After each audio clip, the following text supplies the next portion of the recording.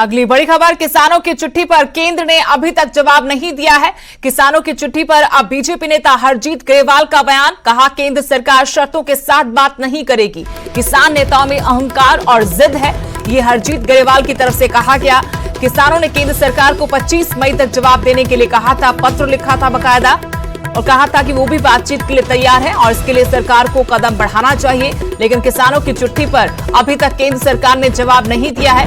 इसी पर बीजेपी के नेता हरजीत ग्रेवाल ने कहा कि केंद्र सरकार शर्तों के साथ बात नहीं करेगी। किसान नेताओं में अहंकार और जिद है। किसानों ने केंद्र सरकार को 25 मई तक जवाब देने के लिए कहा था, क्योंकि किसान 26 मई को काला दिवस मनाने जा रहे हैं। हर गल जे धौंसबाजी करनगे उहदे नाल तां हुंदी नहीं है।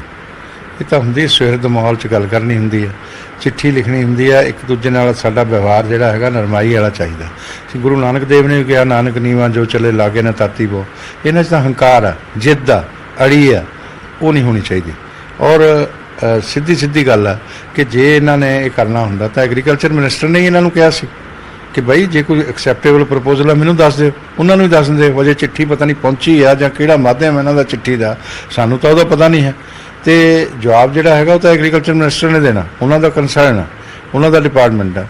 तो मैं समझदा कि ये जवाब जिहड़ा हैगा सरकार तां गलबात करन लई तैयार है, सुहिरद है, पर एक गलबात खत्म करन लई होण ना तां साडे मंत्री जी ने, नरेंद्र सिंह तोमर जी ने इन्हां नूं कहा सी, बाकी मिनिस्टरां ने भी फोन ते गलबात कीती है कई बार, 3 महीनों तो लगातार करते आ रहे हैं भी कोई एक्सैप्टेबल प्रपोजल लै आओ।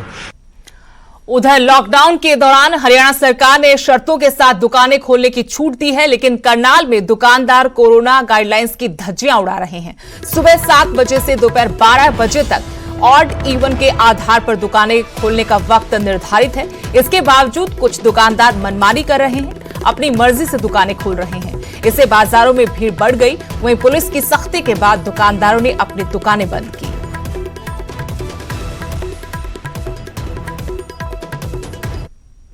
पालना करते हुए ऑड इवन जो भी, जैसे आपकी दुकान का जो भी नंबर है उसी के अनुसार आप अपनी दुकान को खोलिए। उससे व्यवस्था भी बनी रहेगी और मतलब काम है आपका वो भी सुचारू रूप से चलता रहेगा।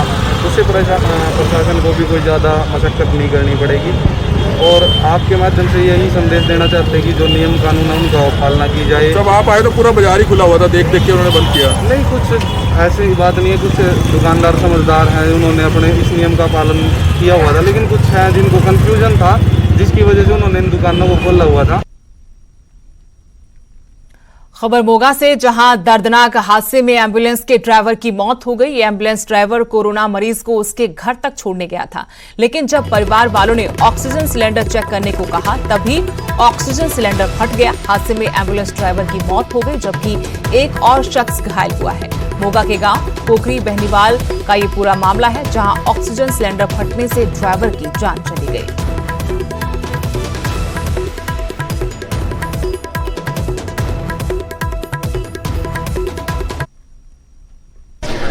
ਉਹ ਸਿੱਧੂ ਹਸਪੀਟਲ ਦੇ ਵਿੱਚ ਇੱਕ ਕਰੋਨਾ ਪੇਸ਼ੈਂਟ ਨੂੰ ਛੱਡਣ ਕੇ ਪਿੰਡ ਬਹਿਣੀਵਾਲ ਗਿਆ ਸੀਗਾ ਜੀ। ਉਹ ਬਹਿਣੀਵਾਲ ਜਾਣ ਦੇ ਉਪਰੰਤ ਉਹਨਾਂ ਦੇ ਘਰੇ ਆਲਰੇਡੀ ਕੋਈ ਪਹਿਲਾ ਸਿਲੰਡਰ ਸੀਗਾ, ਉਹਨੂੰ ਕਹਿੰਦੇ ਆ ਚੈੱਕ ਕਰਕੇ ਇਹਦੇ ਆਕਸੀਜਨ ਲਾ ਦੇ। ਉਹ ਸਿਲੰਡਰ ਚੈੱਕ ਕਰਨ ਗਿਆ ਤੇ ਅੰਦਰ ਸਿਲੰਡਰ ਬਲਾਸਟ ਹੋ ਗਿਆ, ਜਿੱਥੇ ਉਹਨਾਂ ਦੀ ਔਨ ਦੀ ਸਪੋਟ ਮੇਰੇ ਬੇਟੀ ਡੈਥ ਹੋ ਗਈ ਜੀ।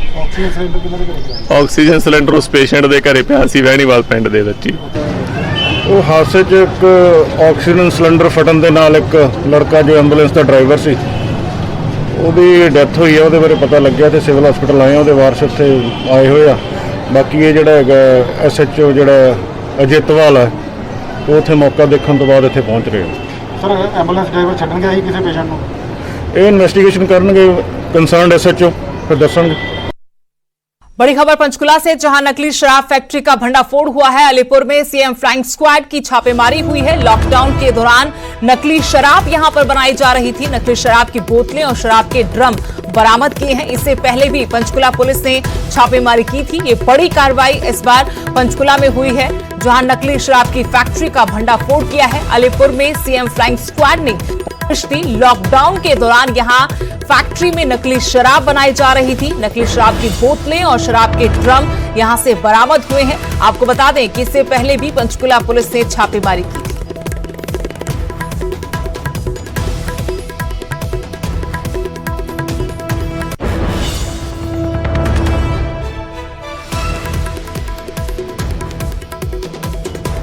बड़ी खबर आपको बता रहे हैं पंचकुला से, जहां अलीपुर में सीएम फ्लाइंग स्क्वाड ने छापेमारी कर नकली शराब की फैक्ट्री का भंडाफोड़ किया है। लॉकडाउन के दौरान इस फैक्ट्री में नकली शराब बनाई जा रही थी। पंचकुला का यह मामला है। इससे पहले भी पंचकुला पुलिस ने यहां पर दबिश दी थी। अलीपुर में सीएम फ्लाइंग स्क्वाड की यह बड़ी कार्रवाई। वहीं पलवल में एक परिवार को लाठी डंडों से बुरी तरह पीटने का वीडियो खूब वायरल हो रहा है। वीडियो में साफ देखा जा सकता है कि हमलावर 85 वर्षीय बुजुर्ग महिला को किस तरह से पीट रहे हैं। इस मारपीट में कई लोग गंभीर रूप से घायल हुए हैं। मामला कैंप थाना क्षेत्र का है। फिलहाल पुलिस ने सीसीटीवी फुटेज और पीड़िता की शिकायत के आधार पर मामला दर्ज कर लिया है और जांच शुरू कर दी गई है। पीड़ित परिवार के मुताबिक घटना बीते 18 मई की है, जब पड़ोसी ने ही बुजुर्ग महिला की पिटाई कर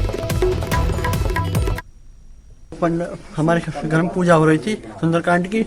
उसमें हमारे सामने एक पंडित रहता है, उसने उसमें वो पंडितों को मारा था और हमारी दादी को और मेरी मम्मी को और मुझको मारा था। और वो पूजा हो रही थी, उसको ठोकर मारी थी। उसमें पूरा मामला एक पड़ोसी है जी, एक तरफ बुजुर्ग है, एक तरफ पंडित जी है। इनका आपस में कोई वो धार्मिक अनुष्ठान करवा रहे थे, तो उनका आरोप है पंडितों का, भाई हमें नहीं बुलाया।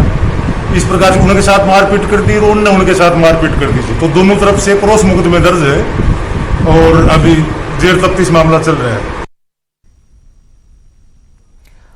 कोरोना महामारी पर विजय हासिल करनी है तो वैक्सीन ही सबसे कारगर और एकमात्र विकल्प है। सरकार भी वैक्सीनेशन पर जोर दे रही है और जनता भी वैक्सीन लगवाने के लिए आगे आ रही है। यमुनानगर में जिले के सबसे बुजुर्ग व्यक्ति ने कोरोना का टीका लगवाया।